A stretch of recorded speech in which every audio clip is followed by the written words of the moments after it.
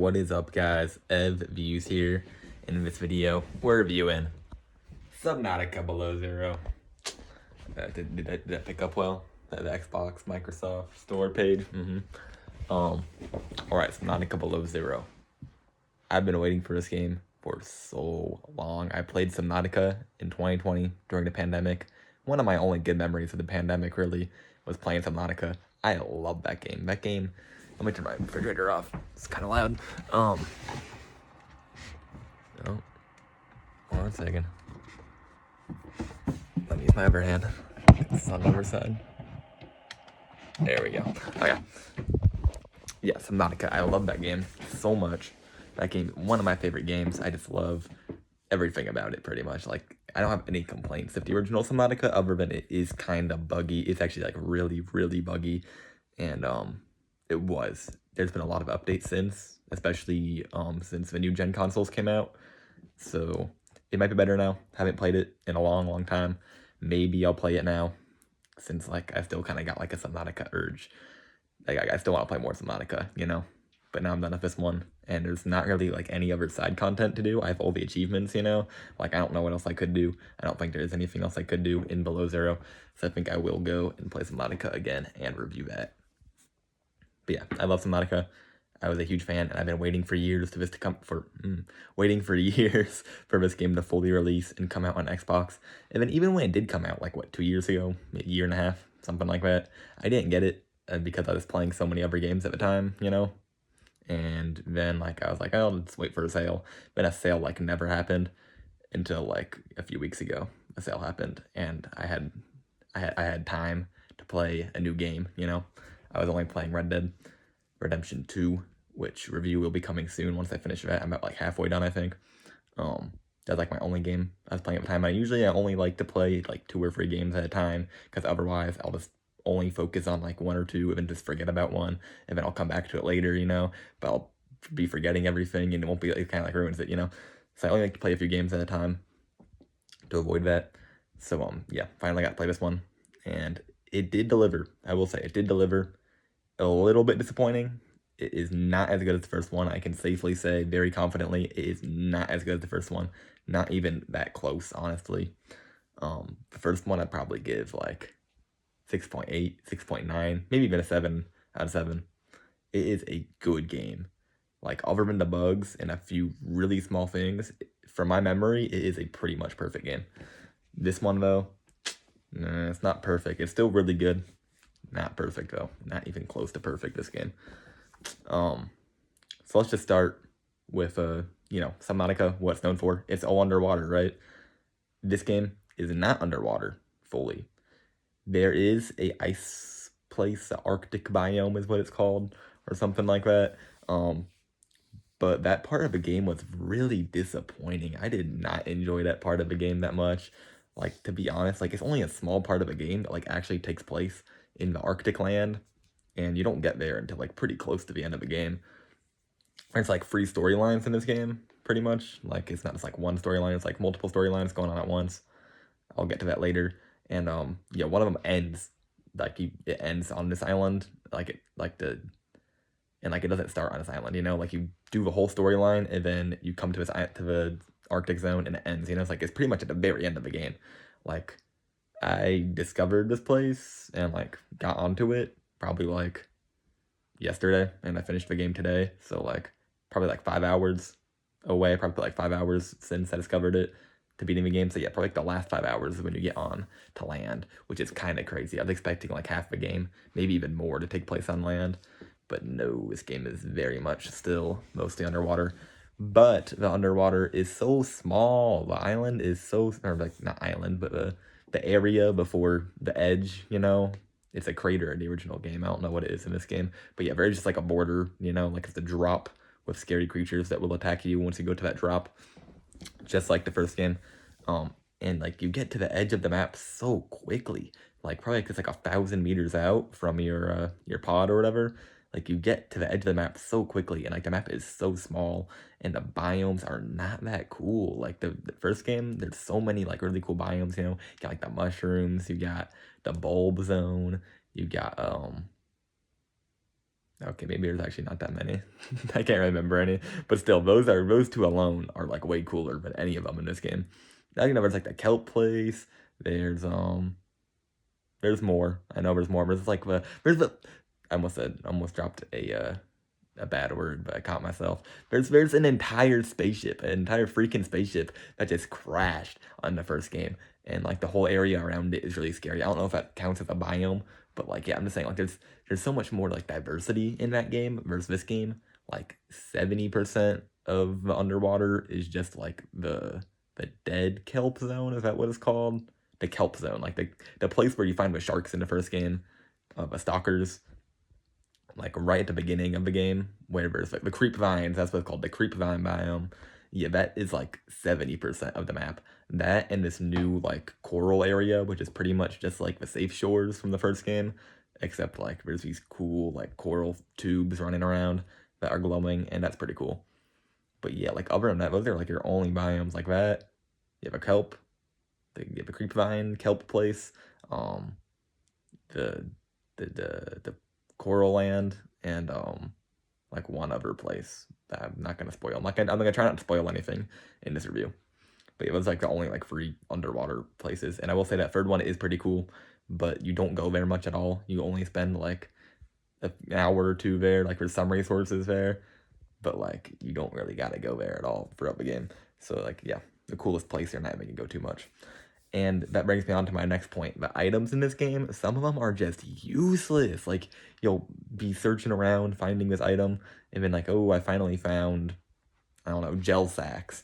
Gel sacks are a really important part of the first game, if I remember correctly, and they're in a lot of recipes. In this game, you craft like 2 things with them. I started a whole farm just to only use the farm like once. I used the farm to craft like one thing at the very end of the game. At the very end of the game, you have to craft something to beat it, to open like the final gateway, and I used it for that, and I didn't use the farm at all for anything else except for the last like 20 minutes of the game. So that really like, that made me kind of mad. And like that's just one example. There's like uranium, which is only used for nuclear reactors to power your base. Like, so there's one item that takes up a lot of the map. You can find in a lot of places that only has one purpose, and that purpose is to power your base. And there's already like 5 alternatives to power your base. Like, you know, like there's so many of like that, you know, like there's so many like resources that only craft like a few things, and they all have such niche uses. That's a good word for it. They're all like, there's so many niche items in this game. And that kind of sucks, you know? Like, I feel like the developers thought of a bunch of ideas and they kind of threw them in the game without really thinking, like, how it would be helpful or, like, how it would, like, impact progression and stuff, you know? Like, they kind of, like, threw it in, gave it a crafting recipe, and was like, yeah, that's it.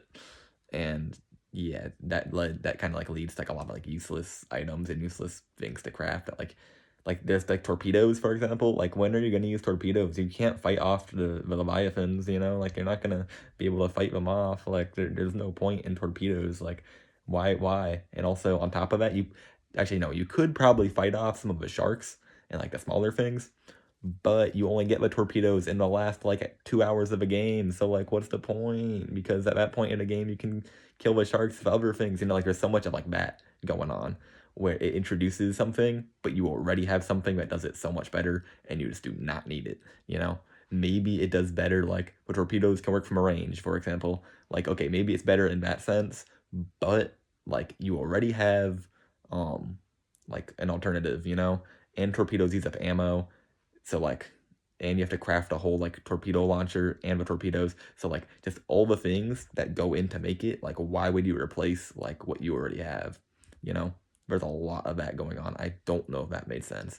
But yeah, there's just like so many things in this game that you already have things that fulfill the same role better, and there's no need to make this alternative. There's a lot of that in this game, which is not cool.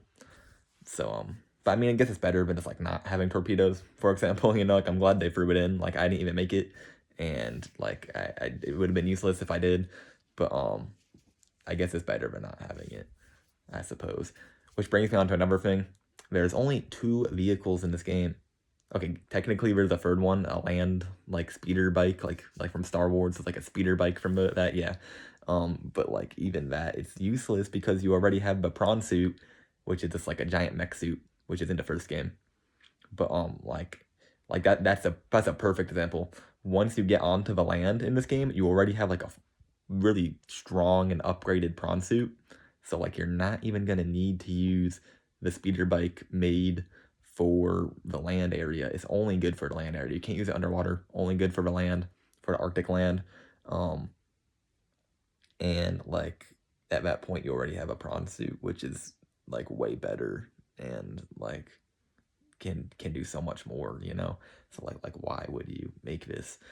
There's a lot of that going on. There's so much of that thought process going on in this game. Like why would I make this and use this when I already have something that does it better? Like what? I said that so many times already, and we're only 10 minutes into review. Also, by the way, I'm really tired. It's like 1:30 in the morning, and like I didn't sleep well last night, so I might not make much sense, and as much sense as I am in my head. But you know, that's just how it is. That's how like 90% of my game reviews are. I finish the game at like 2 a.m. and I'm like, hey guys, let's review it, and I'm like half awake. But yeah. Anyway, moving on. So yeah, not the vehicles could be better. And there's the prawn suit, which is just taken right out of the first game. No changes made it. No changes made at all. No new arm attachments, nothing like that. I was waiting so long. I thought they were gonna add like a new arm at some point throughout the game. Nope, no new arms. Very sadly, like they just copy and pasted the prawn suit and all the upgrades and just popped it into this game, which is fine. You know, I just wish they added at least like 1 or 2 new upgrades, but they did not. However, the Seamoth, which is a submarine, they changed into a sea truck, which I think is way cooler.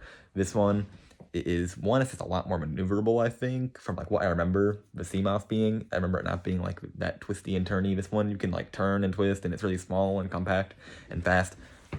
So I will say the sea truck is better than the Seamoth, except it has no good upgrades. It has the depth upgrade, and it has one that makes it slightly faster, and those are the only like worthwhile upgrades. And there's like one more upgrade, but like it's like a booster, but like when you use the booster, you go really fast for a little bit, but you drain through fuel really fast, so it's not really worth it at all. So yeah, there's like no good upgrades at all. They got rid of the sonar, which I thought was so cool and fit the game so well, and was so scary when you use the sonar. Even like you see like a Reaper Leviathan in the distance, you know, like that is like core memory from the first game, you know, is using the sonar. They just scrapped that. And then there's like a defense system, I think, in the first game that like shocks everything nearby. They removed that too. And I bet there's more things that they removed. Oh yeah, there's torpedoes that they removed. Like there's so much that so many upgrades for the Seamoth that are just not present on the sea truck, and the ones that they did add are pretty much useless. So like that kind of sucks. But they make up for it because the sea truck is a truck. And no, I do not mean it can go on land. That's what I thought. I thought by sea truck and it could also like, you know, truck along the land. But no, it means that it can attach like trailers to the back of it. You can get like modules to attach to the back and make it super long, like a snake pretty much. And you can get like a storage one, and pretty much like you turn it into like your own like mini portable base pretty much. Like each module you can like walk around in. They're like rooms pretty much. And there's a storage one. There's one with like a fabricator, one with a bed and a jukebox. There's jukeboxes in this game, which I'll get to later. But yeah, so there's one with a bed and a jukebox. There's one that you can teleport to. There's one that you can attach a prawn suit onto the back of. There's one that like is an aquarium. Like there's some cool stuff, some really cool stuff. And I thought that was really cool, making like a giant like snake submarine, like a snake truck. This is super long submarine with just a bunch of storage and the tools that you can use, you know, like on your travels. I thought that was really cool. If only the game had a big enough map for it to be worth it, you know? Like if this game had as big of a map as the first game, then it would be a lot cooler, I feel like. But like you're never gonna really need a fabricator because you can just instead use a storage module, for example, and just put everything that you just got into the storage, and then just use your fabricator at home, because your fabricator at home is only like a minute away because this map is so small. So yeah, like there's some stuff that sounds cool, but like in practicality isn't that amazing. But still, I respect it a lot, and some of them are very useful. The storage one, for example, extremely useful. It like triples your storage, so that's really cool. Yeah, so Sea Truck is an improvement from the Seamoth, but the upgrades are not cool. Yeah, that's the conclusion. Oh, and it has like its own little docking bay that you can make, so that's pretty cool too. Instead of just the moon pool, there's like a docking bay where you can store the modules and the trailers and all that. Okay, what else? What else? The creatures in this game. The creatures are not cool. There's like 2 of them that are decently designed, and the rest are just like kind of like what, you know? Like there's one called a shark squid, and like it's exactly what it implies. It's a shark and a squid combined, which sounds pretty cool, but like that's so uninspired. Like the creators thought, what are 2 sea creatures? Sharks and squids. Let's just combine them, you know, like and it can shoot lightning, so that's kind of cool, I guess, but it's really annoying. But like why can it shoot lightning? I don't know. It can like shoot lightning at your prawn suit or your sea moth and disable it, kind of like the squids, or not the squids, the are they squids? I don't know. Yeah, squids. I think they are squids in the first game. And yeah, so like that's kind of like that's like a prime example of like uninspired design. Like it's a shark squid. You combine a shark and a squid, and that's all it is, you know? And there's a glowing whale. It's literally called a glow whale. It's just a whale with some like little glowing dots on it, you know? Like come on. Like, come on, man. And also these creatures, there's only like a very small handful of them, and there's not many like biome specific ones like there is in the first game. Like for example, in the first game, you go down to the deep area with the mushrooms, and there's like the crab snakes. In this game's version of the mushroom area, it's just more shark squids, you know, like shark squids here, shark squids there. Yeah, that's pretty much like the only threat in this game is the shark squids, and that kind of sucks. And like there's not really like any. Oh, there's like this one weird like dinosaur looking thing that's pretty cool looking, but it's also like everywhere and overused, you know. So like that kind of sucks that there's only like a few creatures, and yeah, that just kind of sucks. And a lot of the creatures are pretty much just like direct replacements of creatures in the first game, you know? Like they just took the creature from the first game, gave it a reskin, and like didn't change anything else, you know? Like the shark squids, they're just stalkers from the first game pretty much, but they look cooler and they can shoot lightning, which I guess just kind of disproved my point. Like they do something else. But okay, but that dinosaur thing I was talking about earlier, that's just a stalker and nothing different. Just a big stalker. That's all it is. And this game does have its own version of a Reaper Leviathan that looks way more stupid and a lot less cool and a lot less scary, but it just does the exact same thing. It goes, and it grabs your ship, and then it clamps, and then it runs away, and then it comes back, and it does the same thing, you know, just like the Reaper, except it looks different and it looks stupid. Like, there's a lot of that in this game too, where they just take things from the first game, probably use the exact same scripts, exact same code, but just give it a different model. Give it different animations. That's it. So I would have liked to see more cool stuff, but there is some exceptions.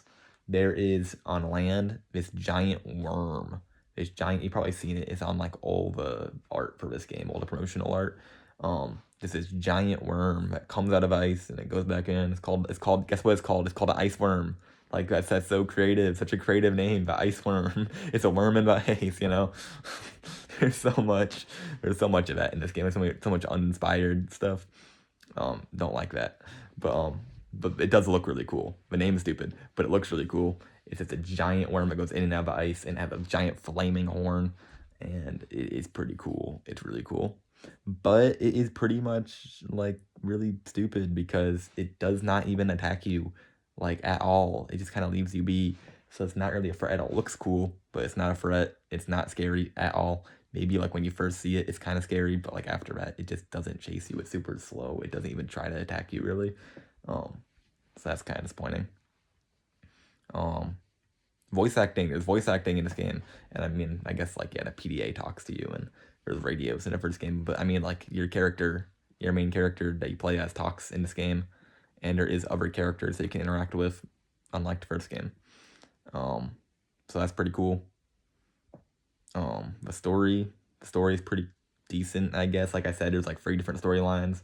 There's only like one cool one. The other 2 are kind of like but one of them's pretty cool. The main one, I'd say, the one that like once you finish that storyline, it plays the credits. So I'd consider that the main one. And that one's alright. It's pretty much like no spoilers, but here by the way, this is like first 10 minutes of the game. You find like some weird like alien technology, and then it sucks you, and like you're flying, and it's like and then it opens up and it puts an alien in your head, and now you hear voices in your head, and the voice just it's just a really smart alien voice, and he wants a body, and yeah, that's pretty much the whole story. That's pretty much the whole game. Is yeah, an alien voice gets put in your head, and he just wants a body. So you have to go and find artifacts around the map to look for a body to build a body for him, and then the game ends once you build a body, pretty much. That's not a spoiler at all, by the way. Kind of sounds like one, like saying it out loud, but it's not. Like that's like first that gets established really early on in the game. Actually makes me so yeah. His technology things they do get marked on your map, which is very much unlike the first game. The first game, nothing gets marked. There's the crash pods, I guess, on the radio that do get marked, but other than that, nothing gets marked on the first game. You have to find everything yourself and place beacons. This game, the first half, everything is marked for you pretty much. But then, kind of towards the end, it just kind of just like completely like probably like the last like quarter of the game just completely flips on you, and it's like, oh, find instead of like giving you an exact marker, instead of like the voice in your head will be like, there's an alien artifact nearby. I put it on a map for you. Instead of that, he'll be like, go find the fabrication facility. And then that's all he tells you. Nothing else. No hints at all. You just have to run around the map aimlessly and find it, which I think is fine. That's kind of fun. That's fine. But I just don't like how it switched. The first game is always like that, where it just gives you like really, really, really vague hints, if at all. Oh, low battery. That always happens in these videos. The first game gives either no hints or really vague hints, and you just gotta find it. No markers, no nothing. You just gotta find it. This game is the exact opposite, except at the very end of the game, it kind of switches on you. I think that's stupid. I think it should have just stuck with telling you stuff, or it should have not told you anything from the beginning. It should have picked a side and stuck with it instead of switching. I think that's kind of dumb. But it's just me personally. You could disagree. You could be fine with it. But yeah. What else? What else is there to talk about? The ending. I'm not gonna like spoil the ending, but it's a cliffhanger, and I was not expecting a cliffhanger. I thought it'd wrap everything up. It was starting to shape like it was gonna wrap everything up, but it just ends on a cliffhanger, and kind of just feels like an ad for the next game. Like the last like minute is kind of like an ad for the next game, which kind of sucks. But hopefully it comes out soon. It's confirmed. It's being made. So hopefully that happens soon. There's something else I want to talk about, but I forgot. Oh, yeah, but leviathans. There is like no leviathans in this game. There's 3 of them, and that kind of sucks. That really, really, like really sucks. Like the first game, like the whole like thing I love about that game is the leviathans, And I guess there is only like 5 of them in that game, so 5 to 3, it's not a big deal. But kind of sucks. It does kind of suck that there was not more. There is. No, I'm not gonna spoil that. Never mind. Yeah, I'm not gonna spoil it. But yeah, that does kind of suck. What else? Oh, at the end, it does kind of like tie into the first game, which I thought was kind of cool. That it does like they do tie the connection between the games. That was really cool. I like that a lot. There's still something else I was gonna talk about, but I can't remember. Okay, that's what it was. So like the reward and like progression in this game is good. It's really good. Like it rewards you for going out and exploring and finding stuff, and building your base, making your base bigger and bigger and getting more technology. It does that really well, other than the fact, like I said earlier, there's some materials that are just worthless and like you think that they'll have a use, but they just don't. Other than that, yeah, like building your base, all the base building stuff, like everything of the habitat builder is really well done, and I like that a lot. And my base was awesome. I love my base. My base was super cool. So yeah, I like that a lot. What else did I talk about? There's something I'm missing. I know there is.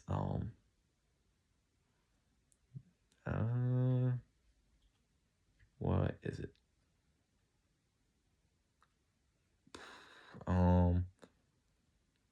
Okay, here's kind of good. So like, something about the first game I liked is like, as you progress through the game, you're constantly getting the ability to go deeper and deeper and deeper. Like you'll get like better modules for your vehicles that let them go deeper. Or you'll get like bigger oxygen tanks. And this game, it does that kinda, but you don't ever need to go deeper. Like once you're like 4 hours, I'd say, in the game. This game's like 20 hours long. That's how long it took me at least. Once you're like 4 hours into the game, I'd say you can go as deep as you need to, except for like the last sequence of the game. You have to go like super duper deep. But say like other than like the last hour or two of the game, you can pretty much go anywhere you want to go after like 4 hours, if that makes sense. So that's kind of lame, but that's all right. What else? Okay, here's something to talk about. It's scary. It's not as scary as the first game, but one thing that really scared me going to the edge of the map. I don't think I've ever been like that scared in a video game. Like call me like whatever names you want to call me, but I have not been that scared in a video game in a long time. I'm gonna admit something that I really am mad to admit, but I had to turn around and go home because how scared I was. I was on the edge of the map because in the first game, something does happen when you go to the edge of the map. So I was wondering if that would happen in this game, if something similar would happen. And yeah, it does. Something similar does happen. But I was just like, so what? I was kind of, this is like very small spoilers. Spoilers to something that you do not even have to do in the game that serves no purpose to the game other than just finding it. Very small spoilers here. If you go to the edge of the map, some leviathans will spawn and try to kill you. That's all. And that happens in the first game. And I was thinking that might happen in this game. But like I was just like so freaked out for some reason going to the edge of the map, and I was like, I don't know what's gonna come up. It was like that fear of the unknown that makes this game so good. Like I didn't know what kind of creature was gonna come up at me throughout the dark, like from the darkness, and that kind of freaked me out a lot. And the music that plays is like really creepy. It's really like quiet ambiance music while you hear like your machine turning and stuff. Like it's just like really like quiet sounds with like this scary music, and it's pitch black, and you don't know what kind of creature is going to come up, and they did that really well. And I was really really scared, if I'm being honest. I have not been that scared of a game in a very very long time, in like years probably. Like I had to turn around and go home. That makes me so sad that like I've never backed out of like a scary game in like such a long time, if ever. I don't even know if I ever have. But like I've never like rage quit from a scary game or done anything like that ever before. So that made me like so sad that happened. Um yeah, but then I did go back and I did see the creature, and it's a pretty scary creature. They made their own creature. The first game just uses like some other creature that you've already seen before. This game they made a separate creature just for the edge of the map. So that's pretty cool. Yep, I'm kind of just like talking about random stuff now. So I'm just gonna end the video here. I feel like in 5 minutes after I press the stop recording button, I'm gonna remember something that I really want to talk about, but that's all right. Maybe I'll edit it in. But yeah, that's all. Hope you enjoyed this spoiler-free Subnautica Below Zero review. I have to give it a... Oh, glitches. This game's a little glitchy. Not as much as the first one, but I did get my prawn suit like stuck out of the map once, and like I don't even know like how to describe it, but it got stuck out of the map and I had to abandon it, and that really sucked. And also there's some texture glitches, and there was something else. There was something else that really bothered me. What was it? What was it? Oh, this is actually really important. The leviathans, they do not have collision except for the very like tip of the head. The head that like the part that attacks you is the only part that has collision, and that just like once I figured that out, that like ruined the scariness. I feel like because then I could just like go behind the head and just chill there, and you were pretty much safe. And like like trying to grapple onto the leviathans, and your grapple just goes through them, like makes it like really just like kind of like kind of lame, like it just kind of kills the mood, the immersion. So yeah, that kind of sucks. That really sucks. That really like this. I don't know why it made me like. I just really dislike that. I just don't know why. Like, why didn't they give it collision? Like, why? Like, why? I guess like it could have got stuck on itself or stuck on walls and stuff. I guess that makes sense. But like, still, they should have had collision. It would make it a lot cooler. But yeah, that's it. I'd give this game a 6 out of 7. Not as good as the first one, but still pretty good. Very good. Very good game. You should check it out. Check out the first one first, though. For sure. Don't play this one before the first one. Like, there's no reason to do that. Yeah. So yeah, play Subnautica. Yeah. I'll review the first one if I do decide to play it sometime soon. And yeah, have a subnautical day. Have a subnautical day. That's good. Have a subnautical day. Yeah, I'll see you in the next one. I'm gonna go sleep now. Good night.